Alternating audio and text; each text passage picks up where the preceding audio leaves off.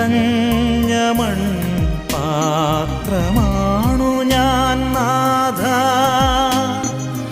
വീണ്ടുമൊരു ജനനം നൽകിയിടേണമേ നാഥ.